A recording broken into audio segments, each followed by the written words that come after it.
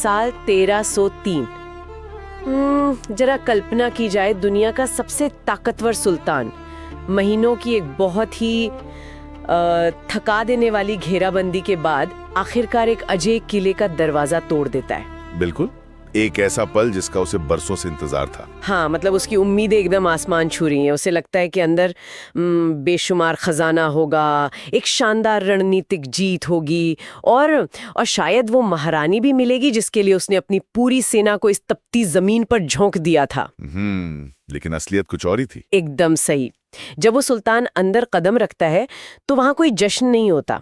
उसे मिलता है सिर्फ धुएं का एक विशाल गुबार, राख के ढेर और एक ऐसा खौफनाक सन्नाटा जो उसकी इस तथाकथित जीत को इतिहास की सबसे बड़ी मनोवैज्ञानिक हार में बदल देता है। और सबसे दिलचस्प बात यह है कि वो सुल्तान कोई और नहीं, वो अलाउद्दीन खिलजी था। बिल्कुल। मतलब एक ऐसा रणनीतिकार जो हार शब्द से वाकिफ ही नहीं था, लेकिन उस दिन उस राख को देखकर शायद उसे पहली बार एहसास हुआ होगा कि कुछ लड़ाइयां सिर्फ तलवारों और सेनाओं की गिनती से नहीं जीती जा सकती। हाँ, क्योंकि जब सामने वाले का स्वाभिमान उसकी जिंदगी से बड़ा हो जाए तो एक विजेता भी खाली हाथ ही रह जाता है ना? जी, वो एकदम 100% सही बात कही आपने। तो आज की इस गहन चर्चा में हम जिन ऐतिहासिक दस्तावेजों और वृत्तांतों को खंगालने वाले हैं, वो हमें राजस्थान के हृदय यानी चित्तौड़गढ़ के इसी असाधारण अध्याय में ले जाते हैं। बिल्कुल, और हमारे पास जो स्रोत हैं जैसे कि अमीर खुसरो के दस्तावेज। हाँ, जो खुद उस अभियान में खिलजी की सेना के साथ मौजूद था। सही। जी हाँ, वो चश्मदीद था। और इन समकालीन स्रोतों से हमें पता चलता है कि ये सिर्फ एक जमीन का टुकड़ा हासिल करने की लड़ाई नहीं थी। तो आज का हमारा मकसद भी यही है। हम महज एक राजा और सुल्तान की कहानी नहीं दोहराएंगे। हम ये समझने की कोशिश करेंगे कि 14वीं सदी की उस घेराबंदी में असल में हुआ क्या था। कैसे एक अभेद्य किले की वास्तुकला, कूटनीति और दो बिल्कुल अलग विचारधाराओं का टकराव हुआ। बिल्कुल, एक तरफ असीमित विस्तारवाद था जो हर चीज को अपनी जागीर समझता था, और दूसरी तरफ राजपूती सिद्धांत, जहां वचन और सम्मान के लिए जान देना एक आम बात थी। यह दरअसल दो विपरीत मानसिकताओं का युद्ध था। तो चलिए इस पूरी घटना की परतों को खोलते हैं। कहानी शुरू होती है चित्तौड़गढ़ से, साल 1303। अगर हम उस किले की भौगोलिक स्थिति की बात करें तो ये अरावली की पहाड़ियों पर करीब 180 मीटर की ऊंचाई पर बना हुआ था। हाँ, और ये कोई छोटा मोटा किला नहीं था। मतलब ये 700 एकड़ में फैला एक पूरा का पूरा शहर था। बाप रे, 700 एकड़! तो क्या उस दौर में ऐसे किसी किले पर सीधा हमला करना मुमकिन था? मैं बस सोच रही थी कि सामरिक दृष्टि से ये कितना कठिन रहा होगा। अगर सीधी बात करूं तो चित्तौड़गढ़ पर सीधा सैन्य हमला करना मतलब आत्महत्या के समान था। देखिए, 14वीं सदी में तोपखाने तो होते नहीं थे। ऐसे में नीचे से ऊपर की ओर हमला करना, वो भी तब जब ऊपर से तीरों और पत्थरों की बारिश हो रही हो, वो तो किसी भी सेना के लिए एक बुरा सपना ही होगा। बिल्कुल। इस किले की बनावट ही इसकी सबसे बड़ी ताकत थी। इसीलिए अलाउद्दीन खिलजी को भी एक लंबी घेराबंदी का सहारा लेना पड़ा। घेराबंदी का सीधा सा मतलब है कि दुश्मन को चारों तरफ से घेर लो, रसद और पानी काट दो। हाँ, और बस इंतजार करो। तब तक इंतजार करो जब तक कि वो अंदर भूख से टूटकर खुद ही दरवाजे ना खोल दें। लेकिन यहाँ एक सवाल है जो हमेशा से बहस का विषय रहा है। मतलब हम तो बचपन से सुनते आए हैं कि खिलजी ने चित्तौड़ पर हमला सिर्फ रानी पद्मिनी की सुंदरता की कहानियां सुनकर किया था। एक बहुत ही प्रचलित नैरेटिव है ये। हाँ, जैसे कि वो एक लालची लुटेरा हो जिससे बस उस तिजोरी का सबसे कीमती गहना चाहिए था। लेकिन क्या एक सुलझा हुआ सुल्तान अपनी इतनी बड़ी सेना सिर्फ एक रानी के लिए दांव पर लगा देगा? ये बहुत ही शानदार सवाल है। मतलब क्या खिलजी का मुख्य उद्देश्य केवल साम्राज्य विस्तार नहीं था और ये पद्मिनी वाली कहानी महज एक बहाना बन गई? इतिहासकार आज भी इस पर बहुत चर्चा करते हैं। अगर हम थोड़ा कूटनीतिक नजरिया अपनाएं तो अलाउद्दीन खिलजी की प्राथमिकता हमेशा से आर्थिक और सामरिक नियंत्रण ही रही थी। मतलब उसे पैसा और पावर चाहिए था। बिल्कुल। उस वक्त दिल्ली सल्तनत को अपनी विशाल सेना बनाए रखने के लिए बहुत ज्यादा धन की आवश्यकता थी, और गुजरात के बंदरगाहों तक पहुंचने का जो सबसे सुरक्षित रास्ता था ना, वो मेवाड़ यानी चित्तौड़ से होकर गुजरता था। एकदम सही पकड़े। तो रणनीतिक तौर पर तो उसे चित्तौड़ चाहिए ही था, ये तय था। तो फिर फिर ये रानी पद्मिनी का जिक्र दस्तावेजों में इतना अहम क्यों हो जाता है? क्योंकि रानी पद्मिनी वो जिसे हम कैटलिस्ट या उत्प्रेरक कहते हैं, वो बन गई। उन्होंने एक सामान्य सैन्य अभियान को एक खूंखार जिद में बदल दिया। ओ, मतलब सुल्तान एक सनक का शिकार हो गया। बिल्कुल। जब कोई शासक ये मानने लगता है कि दुनिया की हर नायाब चीज पर सिर्फ उसी का हक है, तो वो सामरिक सोच से ज्यादा अपने अहंकार से फैसले लेने लगता है। हाँ, और यही खिलजी के साथ हुआ। जी, जो घेराबंदी शायद कुछ हफ्तों में एक राजनीतिक समझौते के साथ खत्म हो सकती थी, वो उसकी उस लालसा के कारण एक भीषण महासंग्राम में तब्दील हो गई। बाप रे। और यही सनक उसे उस रास्ते पर ले गई जहां उसने ताकत के बजाय छल का सहारा लिया, है ना? बिल्कुल। जब इतने बड़े लाव लश्कर के बावजूद वो चित्तौड़ के अभेद्य दुर्ग की ईंट से ईंट नहीं बजा पाया, तो उसने पैंतरा बदला। हाँ, हमारे स्रोत बताते हैं कि खिलजी ने राणा रत्न सिंह के पास मित्रता का एक झूठा प्रस्ताव भेजा। जी, एक बहुत ही चालाकी भरा कदम। उसने कहा कि वो केवल अपनी बहन समान रानी पद्मिनी का एक बार दर्शन करना चाहता है, और वो भी सीधे नहीं, बल्कि सिर्फ एक दर्पण में, यानी शीशे में। अब यहाँ मुझे थोड़ी हैरानी होती है। मतलब राजपूत जो अपनी मर्यादाओं को लेकर इतने कठोर माने जाते थे, उन्होंने इस प्रस्ताव को मान कैसे लिया? क्या वो खिलजी की चाल को भांप नहीं पाए थे? इसे समझने के लिए हमें राजपूतों की अतिथि देवो भव की उस गहरी सांस्कृतिक मानसिकता को समझना होगा। अच्छा। उनके लिए एक अतिथि, चाहे वो दुश्मन ही क्यों ना हो, अगर उनके दरवाजे पर शांति का प्रस्ताव लेकर खड़ा है, तो उसका मान रखना उनका परम धर्म था। तो ये उनकी कमजोरी नहीं थी? बिल्कुल नहीं, ये उनके सिद्धांतों की कठोरता थी। वो ये मानने को तैयार ही नहीं थे कि कोई शासक अपनी जबान देकर इतनी नीचता पर उतर सकता है। तो उन्होंने एक मध्य मार्ग निकाला कि रानी सीधे सामने नहीं आएंगी, केवल जल या दर्पण में उनका अक्स दिखाया जाएगा। जी, ये एक तरह का कूटनीतिक समझौता था, ताकि युद्ध को टाला जा सके और राज्य की मासूम प्रजा को बचाया जा सके। लेकिन खिलजी तो खिलजी था, उसका मकसद ही कुछ और था। जैसे ही राणा रतन सिंह अपनी राजपूती परंपरा का पालन करते हुए उसे विदा करने किले के मुख्य द्वार तक आए, खिलजी ने घात लगाकर नेहत्थे राणा को बंदी बना लिया। कितना बड़ा धोखा उसने अपनी चाल चल दी थी। और फिर एक चौंकाने वाली शर्त रखी कि रानी पद्मिनी को हमारे हवाले करो, तभी राणा रतन सिंह को जिंदा छोड़ा जाएगा। यहाँ खिलजी ने पूरी तरह से मनोवैज्ञानिक युद्ध का इस्तेमाल किया। उसे लगा कि चित्तौड़ की दीवारें चाहे जितनी मजबूत हों, एक रानी अपने पति की जान बचाने के लिए जरूर टूट जाएगी। बिल्कुल, वो उन्हें मानसिक रूप से अपाहिज करना चाहता था। उसे लगा कि अब चित्तौड़ बिना लड़े ही घुटने टेक देगा। लेकिन इसके बाद जो हुआ, मैं कहूंगी वो इतिहास के सबसे शानदार काउंटर ऑपरेशंस में से एक है। इसमें कोई शक नहीं। रानी पद्मिनी ने वो किया जिसकी खिलजी ने दूर दूर तक कल्पना नहीं की होगी। उन्होंने कोई विलाप नहीं किया, बल्कि एक ऐसी रणनीति बुनी जो यूनानी इतिहास के ट्रोजन हॉर्स से किसी भी मायने में कम नहीं थी।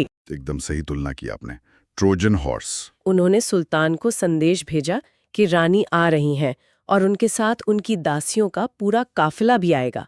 सैकड़ों पालकियां सजाई गईं। और यहीं पर खिलजी अपने ही अहंकार का शिकार हो गया। हाँ, उसे लगा कि वो अपनी चालाकी से जीत गया है, लेकिन उन सजी हुई पालकियों में रानियां या दासियां नहीं थीं। जी नहीं, उनके अंदर छिपे हुए थे मेवाड़ के सबसे खूंखार योद्धा, जिनका नेतृत्व गोरा और बादल कर रहे थे।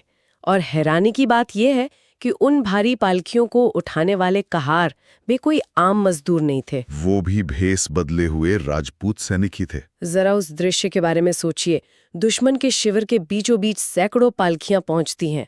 खिलजी अपनी जीत के नशे में चूर है, और अचानक उन पालकियों के पर्दों से कोमल हाथों के बजाय चमकती हुई तलवारें बाहर निकलती हैं। उफ! दुश्मन कुछ समझ पाता, इससे पहले ही मौत बनकर टूटे उन राजपूत वीरों ने भयंकर तबाही मचा दी, और उसी अफरा तफरी के बीच वो राणा रतन सिंह को सुरक्षित किले में वापस ले गए। ये घटना सच में एक बहुत बड़ा मिथक तोड़ती है कि इतिहास में रानियां केवल सुंदरता का प्रतीक थीं। यहाँ महारानी एक चीफ स्ट्रैटेजिस्ट की भूमिका में नजर आती हैं। हाँ बिल्कुल, मैं भी यही सोच रही थी। ये जो कूटनीतिक चाल थी, ये साबित करती है कि चित्तौड़ की असली ताकत सिर्फ उनकी तलवारों में नहीं थी, बल्कि उनकी कुशाग्र बुद्धि में भी थी। रानी पद्मिनी ने खिलजी के अति आत्मविश्वास को ही उसके खिलाफ हथियार बना लिया। एक महिला ने वो भी बिना युद्ध के मैदान में उतरे, दुनिया के सबसे ताकतवर सुल्तान को मात दे दी। ये खिलजी के अहंकार पर बहुत गहरी चोट थी। और ये अपमान खिलजी बर्दाश्त नहीं कर सका। राणा को सुरक्षित निकाल लिए जाने की इस घटना ने उसे इस कदर आहत किया कि अब ये लड़ाई कूटनीति से बहुत आगे निकल चुकी थी। क्रोध से पागल खिलजी ने अपनी पूरी सेना के साथ चित्तौड़ के दुर्ग को हर तरफ से घेर लिया। अब कोई समझौता नहीं होना था। हाँ, अब सिर्फ एक भीषण घेराबंदी शुरू हुई और ये महीनों तक चलने वाली एक ऐसी थका देने वाली प्रक्रिया थी जिसका मकसद किले के अंदर बैठे लोगों की आत्मा को तोड़ना था। मैं चाहूंगी कि आप इस घेराबंदी के उस भयानक सच को थोड़ा और विस्तार से समझाएं। मतलब बाहर लाखों की सेना खड़ी है और अंदर पूरा शहर बंद है। ये कैसे चला होगा महीनों तक? देखिए, चित्तौड़ किले की एक खासियत थी वहां की जल संचयन प्रणाली। वहां गौमुख और कुंडों में पानी का इतना विशाल भंडार था कि पानी की कमी जल्दी नहीं होती थी। पानी तो था, लेकिन पानी से पेट नहीं भरता ना। महीनों गुजरने के बाद किले के अंदर अन्न के भंडार रीते होने लगे। नई फसल उगाने की कोई जगह नहीं थी और बाहर से तो सब कुछ कट ही चुका था। बिल्कुल। घेराबंदी असल में संसाधनों का नहीं बल्कि धैर्य का युद्ध होता है। बाहर खड़खड़ाती दुश्मन की तलवारों की आवाज और अंदर रोते हुए भूखे बच्चों की आवाज। बाप रे! ये किसी भी सेनापति का मनोबल तोड़ने के लिए काफी है। फिर भी चित्तौड़ नहीं टूटा। लेकिन जब ये पूरी तरह से स्पष्ट हो गया कि अब संसाधनों के अभाव में ये युद्ध किसी भी हालत में जीता नहीं जा सकता, तब इतिहास का वो क्षण आया जो आज भी रोंगटे खड़े कर देता है। जी, जौहर का निर्णय। हाँ, रानी पद्मिनी ने ये अत्यंत कठोर निर्णय लिया। अब यहाँ पर मुझे एक चीज स्पष्ट करनी है। आज के आधुनिक नजरिए से अगर कोई इसे देखे तो ये एक सामूहिक आत्महत्या लग सकती है। हाँ, लोग अक्सर यही गलती करते हैं। लेकिन जिन स्रोतों का हम आज अध्ययन कर रहे हैं वो इसे आत्महत्या नहीं मानते।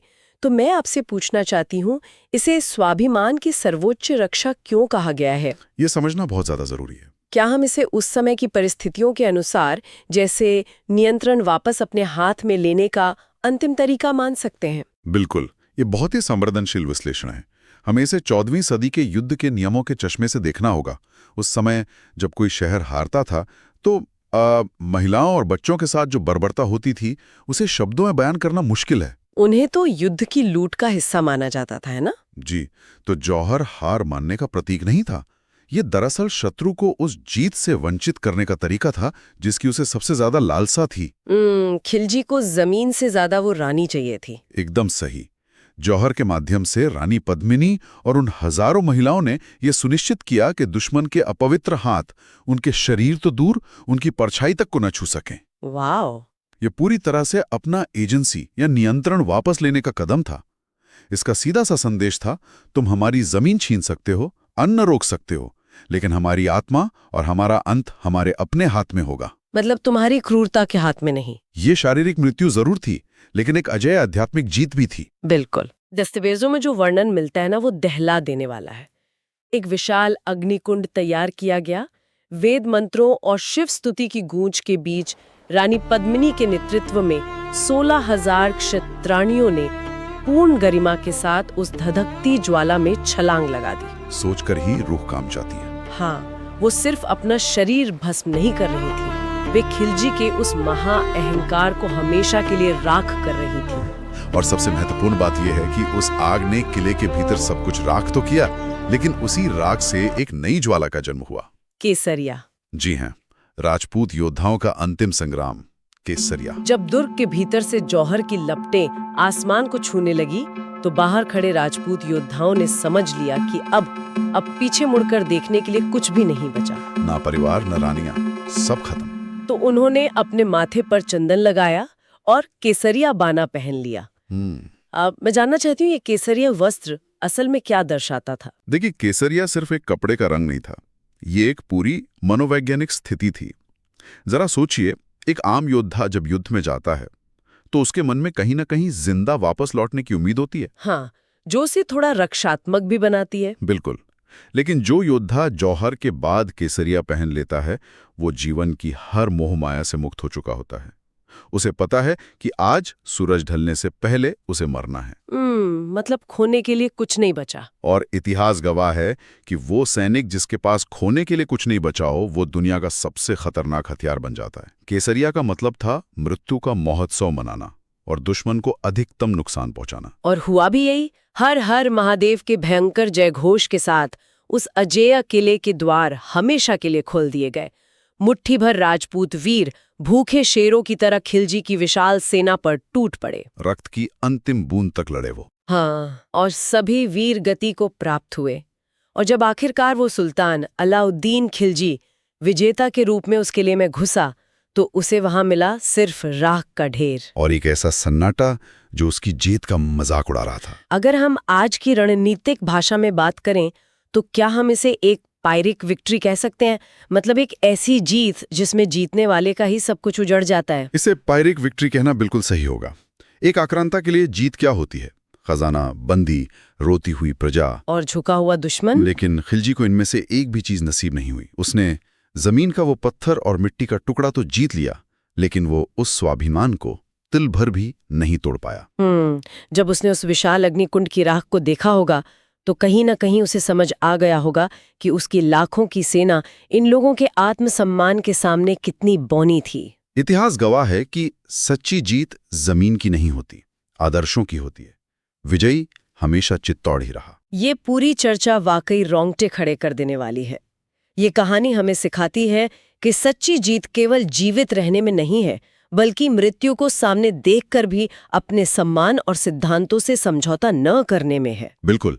खिलजी का साम्राज्य मिट्टी में मिल गया, लेकिन मेवाड़ का गौरव अमर हो गया। तो इस गहन चर्चा को समेटते हुए मैं एक ऐसा विचार छोड़ना चाहती हूँ जो हमें आज के संदर्भ में सोचने पर मजबूर करता है। देखिए, चित्तौड़ के किले की वो मजबूत पत्थर की दीवारें तो टूट गई, लेकिन जो गौरव इतिहास में अमर हो गया उसने एक नया किला बना दिया। एक अदृश्य किला। हाँ, तो क्या ये माना जाए कि किसी भी सभ्यता को बचाने वाले जो असली किले होते हैं वे पत्थरों से नहीं, बल्कि ऐसे ही सर्वोच्च बलिदानों की अमर कहानियों से बनते हैं जिन्हें समय की कोई भी आंधी मिटा नहीं सकती। बहुत ही गहरा विचार है ये। तो जरा सोचिएगा इस बारे में कि आज की इस दुनिया में हमारे और आपके वो अदृश्य किले कौन से हैं जो हमारे सिद्धांतों की रक्षा कर रहे हैं। इसी विचार के साथ आज की इस चर्चा को हम यहीं विराम देते हैं।